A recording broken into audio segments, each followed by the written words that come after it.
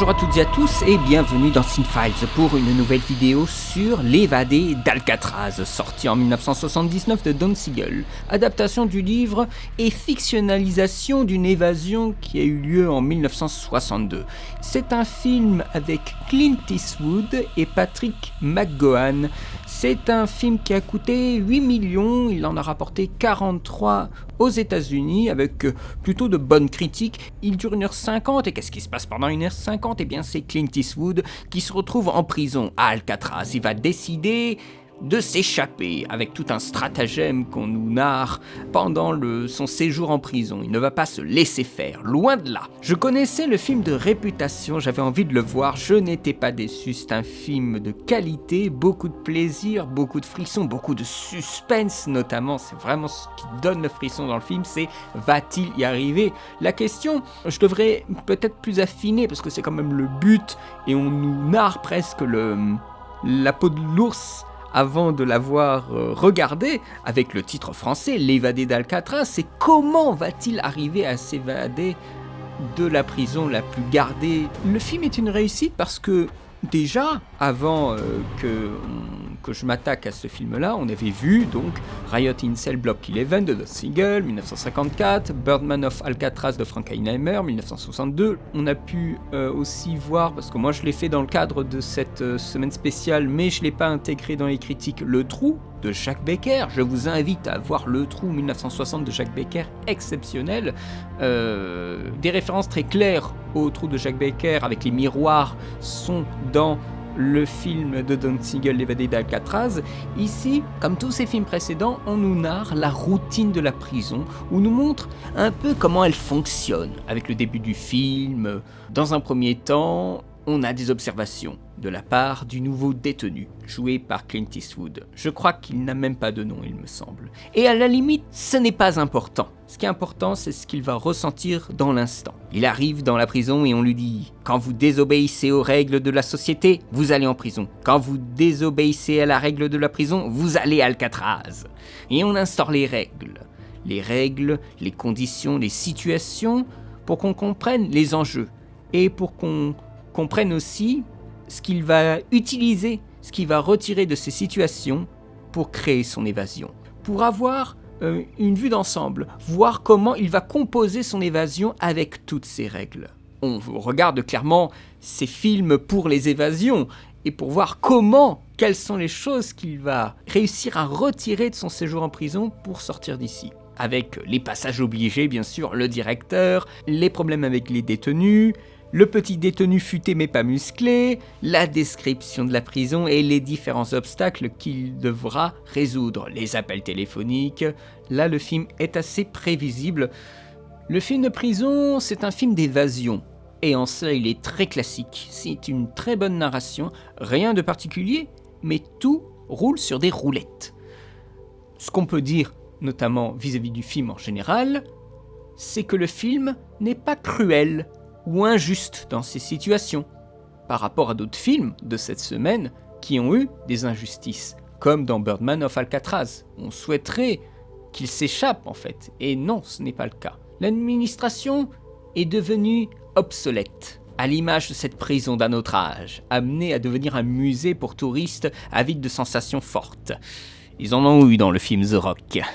La magie du film, c'est plus la construction du plan. C'est le point d'intérêt du film. C'est ce qu'on va voir. L'évasion est ingénieuse et compliquée à mettre en place. Elle dure quasiment tout le film. La préparation des costumes pour l'évasion, ça prend une bonne part de l'intrigue, mais ce n'est absolument pas chiant. Ici, c'est beaucoup de suspense sur la détection des personnages. Ils doivent s'évader pour gagner à nouveau leur liberté, pour gagner de nouveau un cœur dans cette prison qui nous en enlève peu à peu chaque jour, une prison d'agonie pour la chrysanthème qui est le symbole du cœur dans le film. Un système de prison, comme celui qu'on voit dans le film, enlève le cœur aux détenus.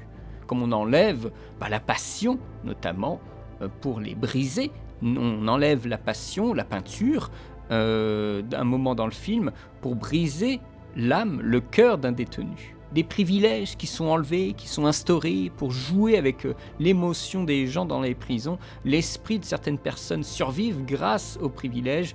On leur enlève, ils n'ont plus de cœur. Et c'est représenté par ces chrysanthèmes, justement. On enlève l'esprit de certaines personnes qui tentent de survivre. Par extension, ce qu'il y a à l'extérieur de l'île, on leur enlève peu à peu la connexion au monde. Et ça, bien sûr, Clint Eastwood, qui est pourtant quelqu'un qui ne semble pas avoir de l'émotion, de la passion, eh bien, c'est lui qui va s'échapper. C'est lui qui va réussir à retrouver sa liberté, à retrouver sa fleur, à retrouver son cœur. Dans une conclusion un peu en suspens, on ne sait pas s'il a survécu ou non. Moi, j'ai tendance à me dire que le film semble indiquer qu'ils aient survécu. Par la frustration, en fait, du directeur. C'est peut-être plus une frustration vis-à-vis de son travail qu'il a laissé échapper des gens que plutôt de savoir qu'il a survécu, qu'il s'est échappé, qu'il est quelque part. Je ne sais pas. Ce qui est intéressant, c'est d'avoir cette fin légèrement ambiguë sur le devenir du personnage. Mais la mission du héros est réussie. Il s'est échappé d'Alcatraz. Et quand je dis « il », eh bien, c'est Clint Eastwood, perdu dans une panoplie de personnages masculins. Le film est très très très masculin, il n'y a pas de femmes, à part lors des visites. Mais ça reste un film qui n'est pas là pour faire de la diversité ou de la minorité. C'est un film avec des personnages masculins très forts, avec Doc, English, Al Capone. Voilà, il n'y a pas que des tueurs dans Alcatraz. On a des prisonniers qui sont de sacrés artistes, comme la peinture de Doc, qui est son évasion, très très belle peinture. Le personnage de Doc est vraiment très amusant. Malheureusement, c'est celui aussi qui souffre le plus, donc il doit être futé et il est à deux doigts de craquer parce qu'il est très faible en fait dans le film. Et dans tout ce bazar de personnages, de mecs qui essayent de survivre, dans l'enfer de la prison, on a monsieur Clint Eastwood qui, après l'inspecteur Harry, cherchait un peu autre chose. Mais finalement, on a une sorte de décalque. Comme j'avais lu dans une critique, le shérif est donc ici en prison, mais Eastwood continue à faire la loi par sa présence inébranlable. Je pense qu'ici nous sommes aussi dans ce cas de figure. Le même personnage un peu silencieux, qui regarde les gens avec un air très menaçant. Et Don Siegel, il s'amuse avec cette figure qui a déjà vécu ses succès, avec Clint Eastwood. À un moment dans le film, il y a cette réplique. C'est quoi le film du week-end ? Et après, il y a un autre qui lui répond « Encore un western à la con !» avec un gros plan sur Eastwood. Ah ah ah, les sacrés fripons. Clint Eastwood, il s'amuse aussi avec son image, comme avec l'inspecteur Harry. Exactement, on est sur la même mouvance. Le mec qui ne se laisse pas faire, qui dit ce qu'il pense, il n'en a rien à foutre. Il est taciturne et charismatique. À un moment, on a un personnage c'est un personnage qui a un peu un coup d'avance sur les gardiens et qui rebondit dans les situations complexes en étant extrêmement assuré. Même tellement que ça en devient de l'insolence. À un moment, il arrive près d'un black et ce black lui dit « Il y a deux raisons, soit t'as peur, soit tu détestes les nègres. » C'est laquelle des raisons ? T'as la trouille ? Et l'autre lui répond cash, non, je déteste les nègres. Ça, on voit qu'il n'y a que Clint Eastwood qui peut balancer une réplique pareille. On voit que avec ce film, qui consiste encore à un décalque de personnalité par rapport à ce qu'on avait déjà vu dans des films précédents, que son jeu d'acteur, sa palette d'acteurs est limitée. Et malheureusement, elle l'a toujours été un petit peu, mais par contre, il excelle. C'est-à-dire qu'on a un problème avec ce film, c'est que Clint Eastwood joue Clint Eastwood. On l'attend pour ça, bien entendu. Mais après avoir vu pas mal de films avec lui, quand je vois L'évadé d'Alcatraz, plus rien ne me surprend, à part les phrases écrites pour lui. Il ne s'efface pas. Donc en quelque sorte, les perspectives d'immersion sont un petit peu amoindries par le personnage qu'on a déjà vu, qui revient ici nous hanter. Pour certaines personnes, ça ruine le film. À aucun moment, il crée par son jeu du danger. Après, une partie du film tombe si Clint Eastwood n'avait pas été dedans. Il y a un compromis à faire. Et puis Clint Eastwood, c'est aussi une présence physique. Il est immense. Don Siegel, des fois, ne sait même pas comment le cadrer. Et il fait aussi quelques plans spectaculaires pour ses cascades. On voit monter ou descendre les tuyaux de canalisation et on le voit nager dans l'eau sombre la nuit. Il fait partie de ces gens inflexibles, comme le directeur de la prison, qui, je trouve, traite les prisonniers avec relativement de respect. Ce n'est pas aussi vulgaire, aussi méchant que dans d'autres films de prison. Patrick McGoohan interprète le rôle du directeur de la prison. Il est connu ironiquement comme étant l'acteur emblématique de la célèbre série culte Le Prisonnier, où il interprétait le numéro 6, un prisonnier qui cherchait à s'évader. C'est drôle qu'on lui demandait de jouer le directeur de la prison. Je crois que c'est ce décalage qui l'a fait savourer son rôle de directeur. Quand on voit comment fonctionne Alcatraz, on se dit que finalement le respect est instauré. Ce sont les prisonniers qui outrepassent ce respect par leur marginalité envers la société et ses règles, qui fait que malheureusement le directeur doit prendre des mesures qui sont drastiques, parce que, comme il le disait dans le film, je vous l'avais dit au début de la critique, quand vous désobéissez aux règles de la prison, vous allez à Alcatraz. Donc Alcatraz est prévu pour mater les rebelles. Il est très strict et sa froideur pousse la violence des sentiments qui rendent le traitement des personnages plutôt intéressant.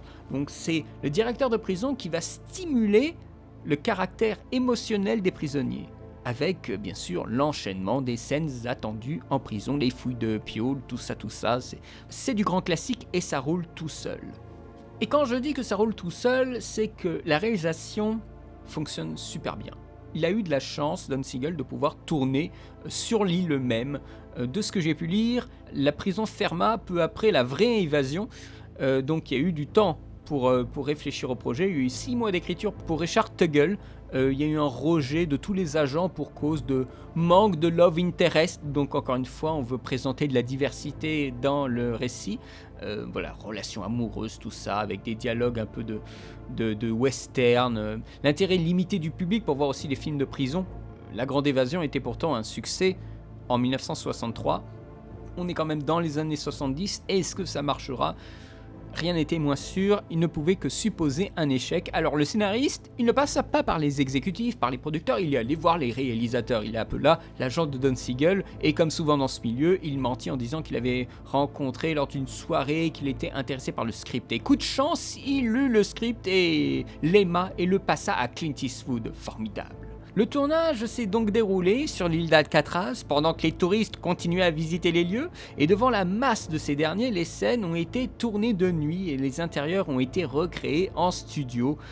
Alcatraz était en mauvais état depuis sa fermeture en 63. Les générateurs ne marchaient plus, il a fallu des kilomètres de câbles pour connecter l'île à San Francisco. 500 000 $ pour restaurer un petit peu cette prison, les morceaux qu'ils voulaient utiliser pour, bien entendu, tourner avec des modifications bien sûr qui ont été gardées après le tournage. Ils n'allaient pas redémolir juste après avoir fait des réparations. Et c'est un film qui n'est absolument pas spectaculaire, il n'y a pas de cris, d'explosion, tout ça, ça n'existe pas. C'est une forme épurée des plans de regard, montrer des ellipses avec des fondus enchaînés, des choses qui sont très pures.